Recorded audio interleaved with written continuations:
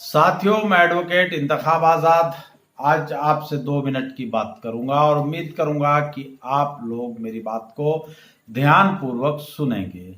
साथियों, आप जानते हैं कि हम एक वैचारिक राजनीति और वैचारिक पत्रकारिता भारत में करते हैं और हम वामसेफ संगठन की विचारधारा के प्रचार प्रसार और वामसेफ की जो समानता, स्वतंत्रता, न्याय और बंधुता पर आधारित संवैधानिक विचारधारा है, हम उसके साथ जुड़े हैं। जब हम अलग अलग इलाकों में हमारी मीटिंगें होती हैं या हमारे कार्यक्रम होते हैं, तो आप जानते हैं कि वामसेफ हमेशा सच बोलता है, तो उसी की विचारधारा के अकॉर्डिंग हम भी सच बोलते हैं और सच ही लोगों को समझाते हैं। तो लोगों को हमारी बातें बहुत अच्छी लगती हैं और लोग कहते हैं कि जी इस विचारधारा का बड़े पैमाने पर प्रचार प्रसार होना चाहिए।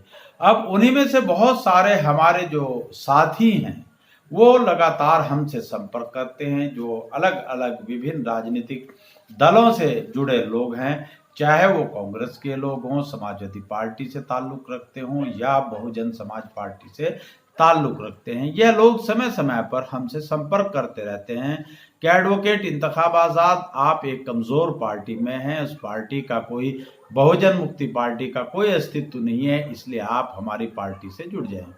कांग्रेस से भी हमसे संपर्क करते रहते हैं, बहुजन समाज पार्टी के भी अभी 4-5 रोज पहले कुछ लोगों ने हमसे संपर्क किया था। इसी तरह हमारे पास कल समाजवादी पार्टी के भी कुछ लोग आए और जब उन्होंने अपनी पार्टी में आने का न्योता दिया और अपनी पार्टी के बारे में बताया कि ये बड़ी राजनीतिक दल हैं, यहाँ आपको बहुत कुछ मिलेगा, तो आज मैंने सोचा कि क्यों ना मैं आप लोगों से ही बातचीत करूं और आप लोगों से भी ये सलाह मशवरा करूं कि हमें बहुजन मुक्ति पार्टी में रहना चाहिए या बहुजन मुक्ति पार्टी को छोड़कर दूसरे राजनीतिक दलों में जाना चाहिए। साथियों, मेरे पास जब पिछले दिनों कांग्रेस के लोग आए और उन्होंने कहा कि आप कांग्रेस ज्वाइन कर लीजिए, कांग्रेस बड़ा राष्ट्रीय राजनीतिक दल है, मैंने उनसे सवाल किया कि 15 अगस्त 1947 को ऐसा कहा जाता है कि भारत आज़ाद हुआ और यही हमें किताबों में पढ़ाया जाता है और आप भी जानते हैं कि 15 अगस्त 1947 को देश आज़ाद हुआ। हमने कहा कि 15 अगस्त 1947 को भारत में पंडित जवाहरलाल नेहरू के नेतृत्व में एक सरकार का गठन हुआ और उस सरकार के गठन के बाद तमाम मुस्लिम धर्म गुरुओं, मुस्लिम उलेमाओं ने कांग्रेस को सेकुलरिज्म के नाम पर सपोर्ट किया और सपोर्ट करने के बाद पूरे भारत में नेहरू और गांधी को घुमाया और घुमा करके नेहरू को चाचा और गांधी को महात्मा घोषित करके हमारे सर पर बिठा दिया। और उन लोगों ने 15 अगस्त 1947 को जब देश आजाद हुआ, उस वक्त पाकिस्तान विभाजित होने के बाद भारत की प्रशासनिक व्यवस्था में मुसलमान 33% था, लेकिन जैसे ही जवाहरलाल नेहरू भारत के प्रधानमंत्री बने, ये रेशो हमारा धीरे धीरे बढ़ना चाहिए था, लेकिन कांग्रेस ने ऐसा स्लो पॉइजन सेकुलरिज्म के पियाले में घोलकर हमें पिलाया कि हमारा जो 33% हमारी रेशो प्रशासनिक व्यवस्था में थी, वो धीरे धीरे करके आज 2.25% भारत की प्रशासनिक व्यवस्था में हमारी रह गई। ये कांग्रेस के 57 साला शासन काल में कांग्रेस का हमें गिफ्ट है। और उसके बाद 17 सितंबर 1948 को हैदराबाद में जवाहरलाल नेहरू के नेतृत्व वाली सरकार ने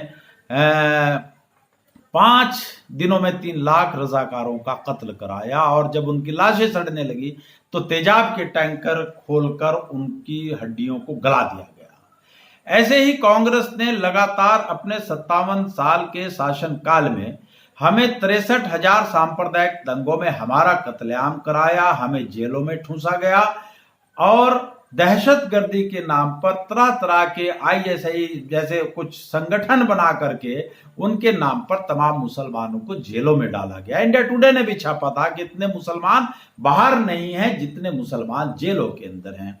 और उसी कांग्रेस ने हमें फिर मलियाना दिया, हाशिमपुरा दिया, मुरादाबाद दिया, आसाम दिया, मेरठ दिया, मुरादाबाद दिया, न जाने कितने दिए। अगर मैं फहरिस्त गिनवाने बैठ जाऊं तो लिस्ट लंबी हो जाएगी। तो बाबरी मस्जिद का के अंदर मूर्तियां कांग्रेस ने रखवाई, ताला राजीव गांधी ने खुलवा, बुलडोजर नरसिम्हा राव यानी कांग्रेस के प्रधानमंत्री ने खुलवाया।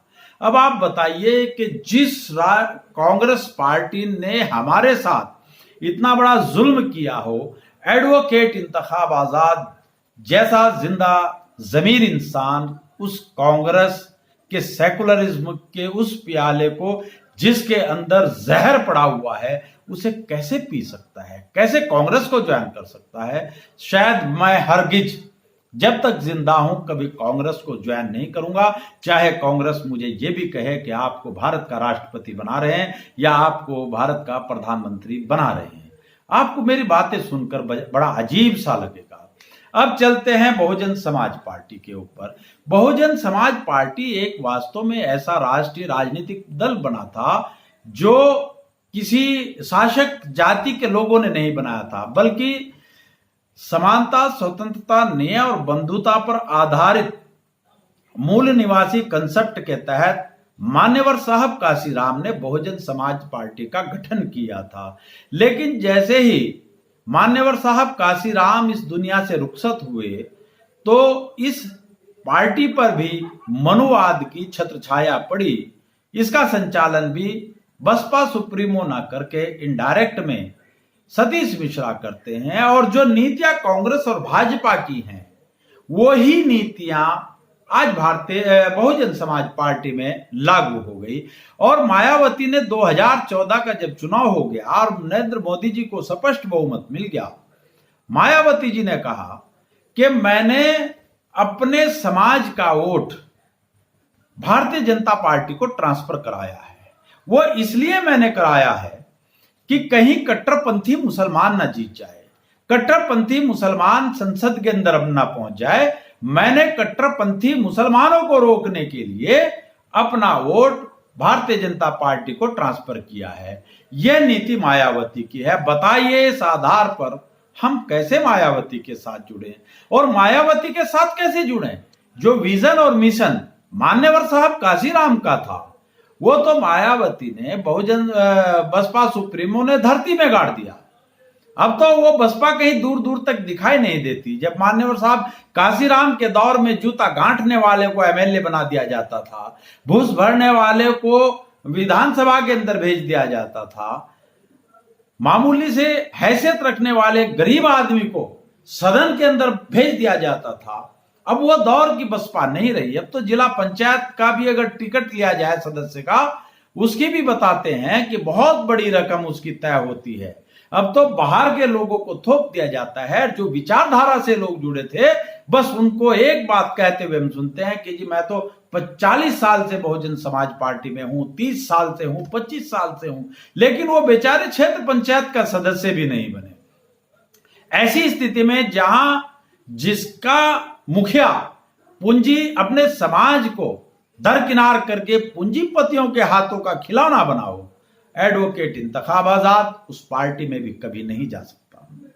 अब आते हैं समाजवादी पार्टी का एक थोड़ा सा अस्तित्व यहां है, लेकिन समाजवादी पार्टी भी आरएसएस की बी ब्रांच है, उसी की एक ब्रांच है।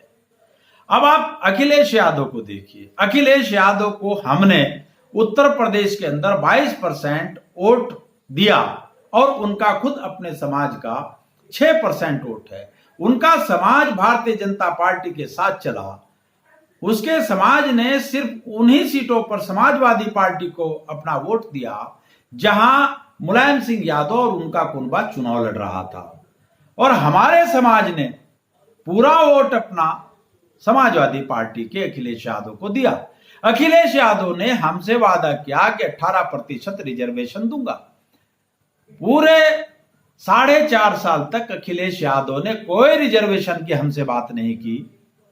उन्होंने आखिर में हमें रिजर्वेशन तो नहीं दिया, लेकिन ई रिक्शा हमारे लोगों को थमा दिए और तमाम मुसलमानों को उसने ला करके रिक्शा चालक बना दिया। फिर सहारनपुर की अगर मैं बात करूं, वैसे तो बहुत बड़े बड़े मुद्दे हैं, लेकिन मैं तो वो छोटी सी बात कर रहा हूं जो आपको पता होनी चाहिए। मुजफ्फरनगर के अंदर बड़े पैमाने पर अखिलेश यादव की हुकूमत में हमारा कत्लेआम किया गया और मुस्लिम महिलाओं की शर्मगाहों में गन्ने तक घुसा दिए गए। लेकिन अखिलेश यादव हमें इंसाफ दिलाने में नाकाम साबित हुए। बड़े पैमाने पर हमारी गिरफ्तारियां हुई, आज भी लोग मुकदमों की मार झेल रहे हैं। अब सहारनपुर में आइए, यहां पर बसपा के शासनकाल में मान्यवर साहब काशीराम मेडिकल कॉलेज बनाया गया। मुलायम सिंह के पुत्र अखिलेश यादव ने यहां पर उस मेडिकल कॉलेज का नाम बदलकर मुसलमानों को लॉलीपॉप दिया और उसका नाम बदलकर मौलाना महमूदुल हसन मदनी मेडिकल कॉलेज कर दिया गया। हमें कोई शिकायत नहीं। पहले तो हमें यह दिक्कत है कि अगर बसपा ने वो मेडिकल कॉलेज बनाया था तो आपको नाम बदलने की जरूरत क्या है?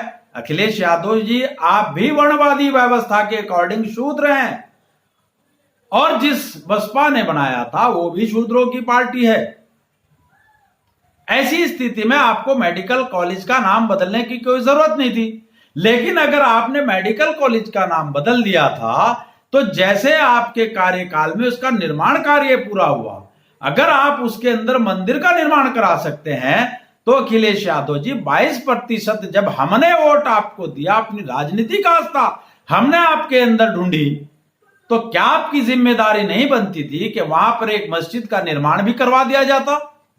अगर आप मस्जिद का निर्माण नहीं करा सकते थे और मंदिर का निर्माण आपने वहां कराया तो आप कम से कम इतना करते, अगर आप हमारे हमदर्द थे, हमारे शुभ चिंतक थे, कि जो मेडिकल कॉलेज आपने बनाया था उस मेडिकल कॉलेज के अंदर आप हमारा एमबीबीएस का कोटा थोड़ा सा रिजर्व कर देते, 2%, 4%, 5%, 1%, आप हमें कह देते कि इसमें अल्पसंख्यकों के, माइनॉरिटीज के, मुस्लिमों के बच्चे यहां 2% एमबीबीएस करेंगे। लेकिन साहब आपने तो कुछ भी नहीं किया।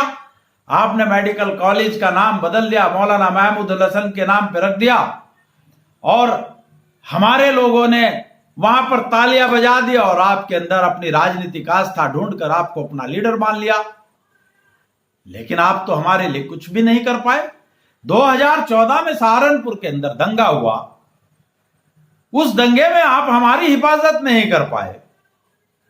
आप पूरी तरीके से आप भी डरे हुए हैं, घबराए हुए हैं, क्योंकि आपने सत्ता के दौरान इतनी अकूत धन संपदा कमाई कि आप घबराए हुए हैं। आप भाजपा और एसएस का मुकाबला नहीं कर सकते।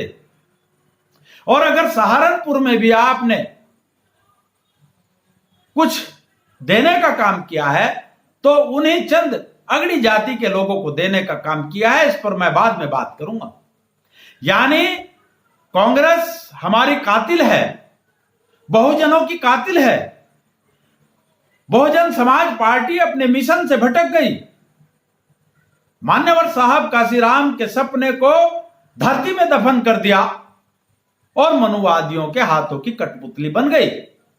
इसी तरह समाजवादी पार्टी के जो अध्यक्ष हैं वो भी घबराए हुए हैं, डरे हुए हैं।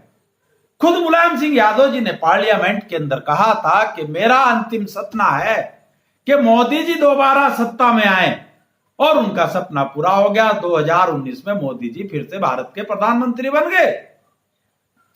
ऐसी सूरत में मैं उन अपने शुभचिंतकों से पूछना चाहता हूं जो मुझे समाजवादी का न्योता देते हैं, जो मुझे कांग्रेस में आने का न्योता देते हैं, जो बहुजन समाज पार्टी में आने का न्योता देते हैं, कि मैं किस आइडियोलॉजी के तहत, किस विचारधारा के तहत इन राजनीतिक दलों में जाऊं।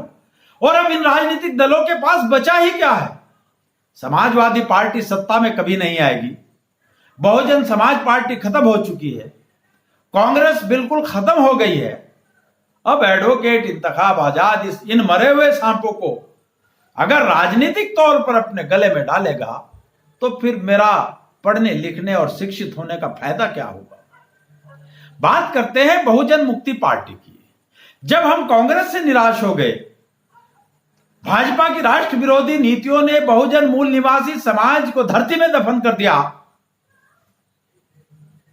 मायावती मान्यवर साहब काशीराम के मिशन और विजन को भूल गई और अखिलेश समाजवाद नहीं दे पाए तो बहुजनों ने संगठित होकर एक राष्ट्रीय राजनीतिक दल का गठन किया और वो है बहुजन मुक्ति पार्टी। बहुजन मुक्ति पार्टी आज की तारीख में देश के अंदर 650 जिले हैं। उन 650 जिलों में 560 जिलों में बहुजन मुक्ति पार्टी का बड़ा नहीं तो छोटा संगठन है। और मैं एडवोकेट इंतखाब आजाद डंके की चोट पर कह सकता हूं, मेरी ये वीडियो आप नोट करके रख लेना कि आज नहीं कल भारत के अंदर बहुजन मुक्ति पार्टी का एक छत्र राज होगा।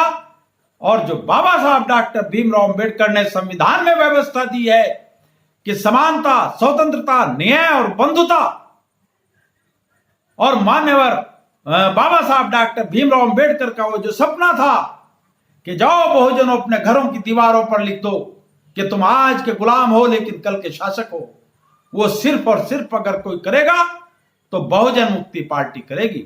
अगर आपको दुश्मन से लड़ना है तो दुश्मन जैसा राष्ट्रीय स्तर का संगठन भी आपको बनाना पड़ेगा। क्या कोई बता सकता है कि समाजवादी पार्टी उत्तर प्रदेश से बाहर है? बहुजन समाज पार्टी का राष्ट्रीय स्तर का संगठन है? क्या कांग्रेस अब जिंदा हो सकती है? हरगिज नहीं। तो इसलिए मैं एडवोकेट इंतखाब आजाद अपने उन शुभ चिंतकों को जो मुझे समय समय पर आकर दूरभाष पर ये निमंत्रण देते हैं कि आप कांग्रेस ज्वाइन कर लीजिए, बहुजन समाज पार्टी ज्वाइन कर लीजिए, समाजवादी पार्टी ज्वाइन कर लीजिए, मैं उनका सम्मान करता हूं, उनका स्वागत करता हूं। लेकिन मैं उन्हें बताना चाहता हूं कि अब समाजवादी पार्टी इतिहास के पन्नों में दफन हो गई है। बहुजन समाज पार्टी सिर्फ रिपब्लिकन पार्टी ऑफ इंडिया की भूमिका में आ चुकी है और कांग्रेस का कोई अस्तित्व नहीं है। ये जहरीला नाग है, सांप्रदायिक नाग है। इसलिए इन पार्टियों में जाने का कोई औचित्य नहीं।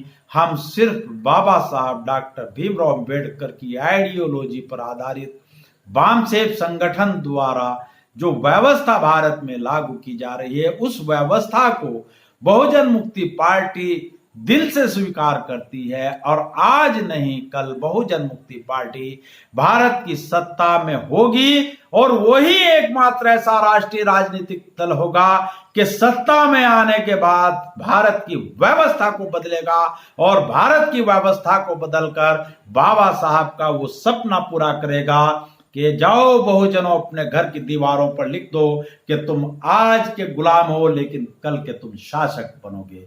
साथियों, आपने मेरी बात को ध्यानपूर्वक सुना, उसके लिए आपका बहुत बहुत धन्यवाद। जय भीम, जय मूल निवासी, खुदा हाफिज।